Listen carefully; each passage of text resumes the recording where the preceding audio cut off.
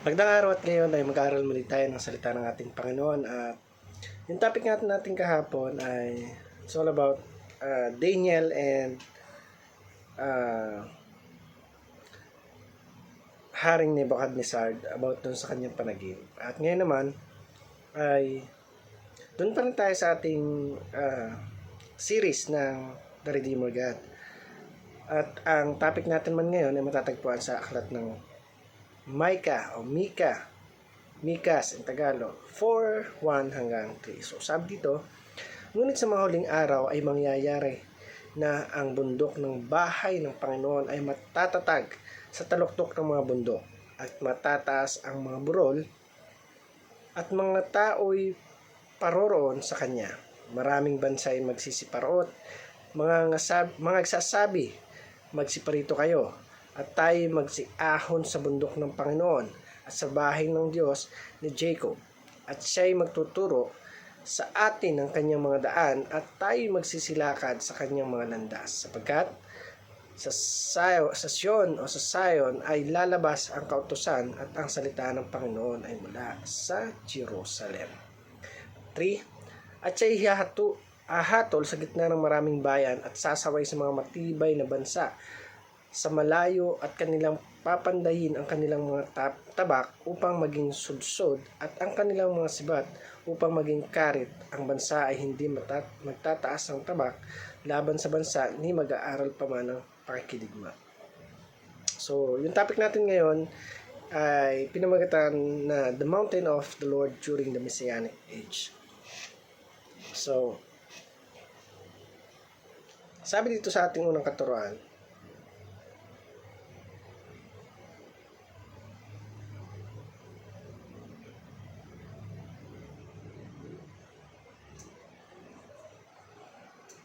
ay the last days is the last days of the Mosaic age and the beginning of the Messianic age.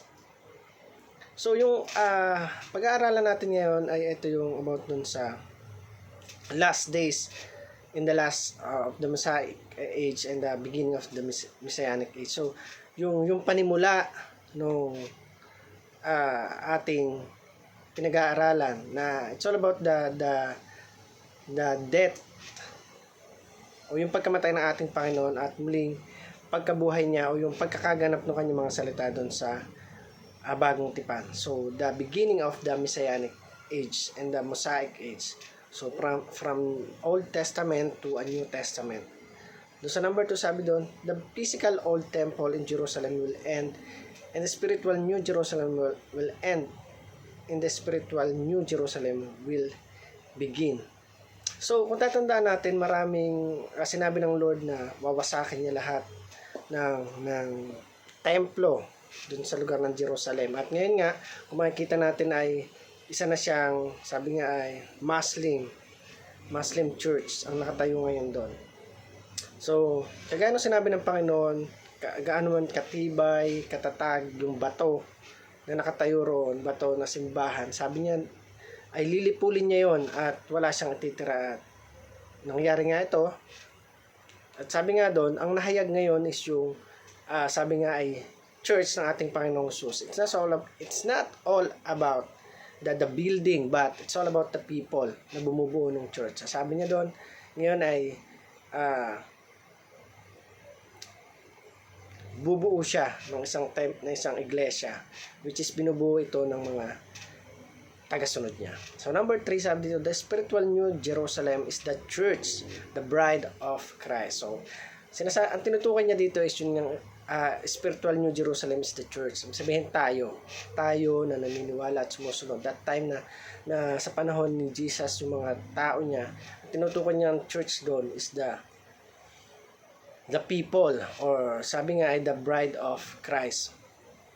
So it's not all about the building, but it's all about the followers of Jesus that time.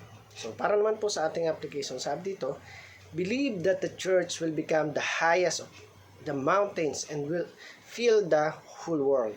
Sabihin, maniwala tayo na yung church is the highest of the mountains. Sabihin, ang church o tayo yung pinaka-highest, kahit pa sabihin na bundok yan, Yun nga, yung sinasabi na bundok na tinayo na inakyat nila at sinasabi na talagang yun yung bundok ng ating Panginoon.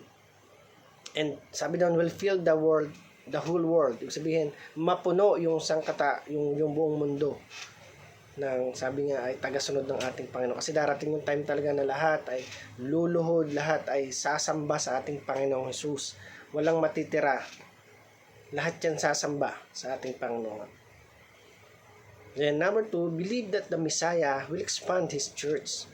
People and nation will flock into the church, the body of Christ.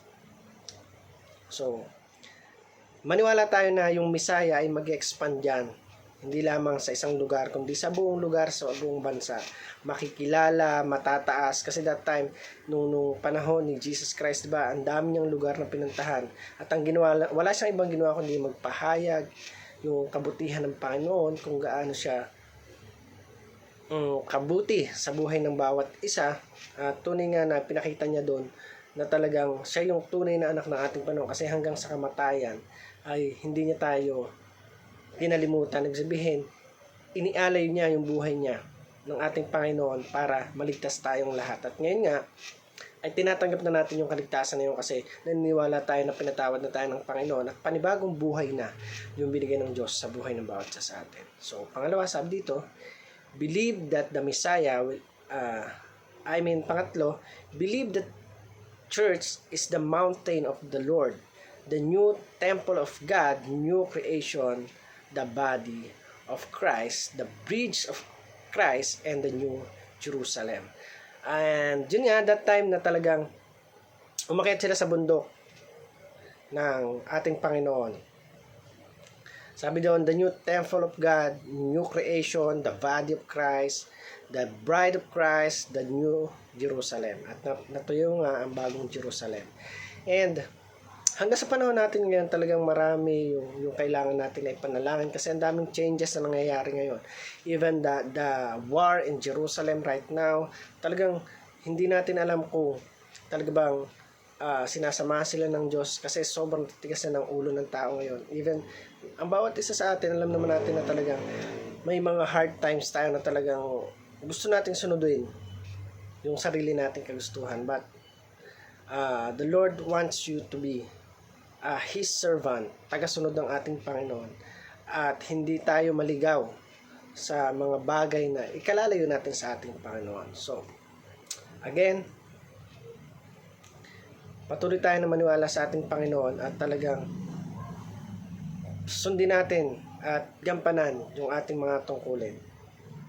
So, maraming salamat at I hope may natutunan tayo ngayon. Pagpatuloy natin yung pag-aaral natin sa mga susunod na araw at sama-sama nating tuklasin ang kabutihan ng ating Diyos. Maraming salamat po at pagpalain ka ng ating Panginoon.